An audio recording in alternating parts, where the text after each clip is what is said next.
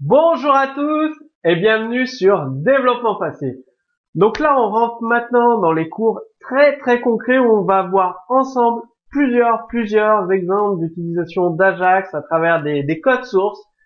Donc là, vous allez apprendre à manipuler les fichiers texte, c'est-à-dire vous avez un site internet, l'internaute, il effectue des interactions avec votre site et vous récupérez les informations d'un fichier texte.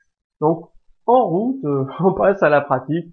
Donc la récupération et l'analyse de fichiers texte, c'est la façon la plus simple de comprendre et d'utiliser le concept Ajax.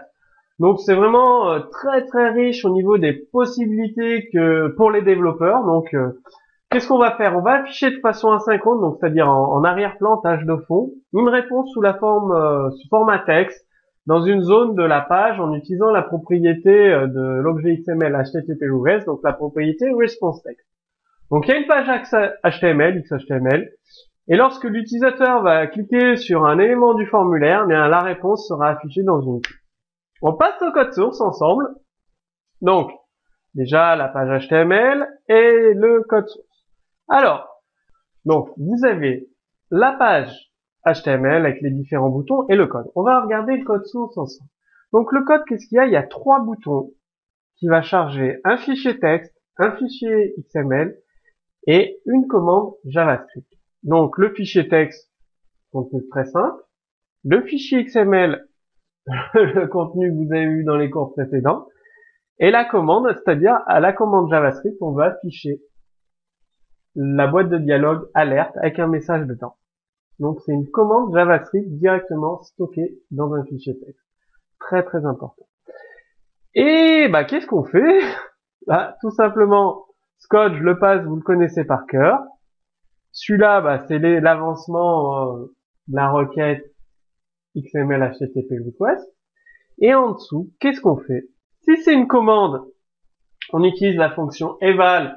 Vous avez peut-être vu en PHP elle existe, enfin dans d'autres langages, cette fonction existe, c'est-à-dire que ça va évaluer la commande qu'il y a dans le fichier texte. S'il reconnaît une commande, ça va l'exécuter, tout simplement. Ou sinon, on fait un getElementById, donc réponse serveur, il est ici, cette div là, chargement en attente, qui a un petit CSS avec un background color bleu, donc vous voyez ici. On récupère et on affiche le contenu texte, tout simplement. Même le XML au format texte. Donc charge le fichier JavaScript.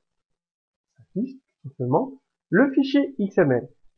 Il s'affiche tout simplement la commande JS. Voilà.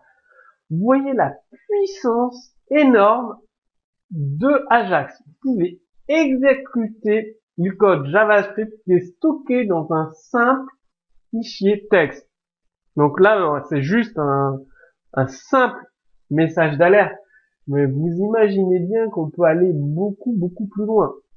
Le chargement du fichier XML et le chargement du fichier texte. Tout ça en direct grâce à la technologie Ajax. C'est fabuleux. Donc, Ajax et les fichiers texte, je vous ai montré déjà 3 exemples de ce que vous pouvez faire et vous pouvez faire énormément de choses avec des fichiers texte. Donc déjà, vous avez de quoi créer des sites internet très sympas. Si vous avez des questions, posez-les directement sous ce cours vidéo. Moi, je vous dis à très bientôt sur Développement Facile.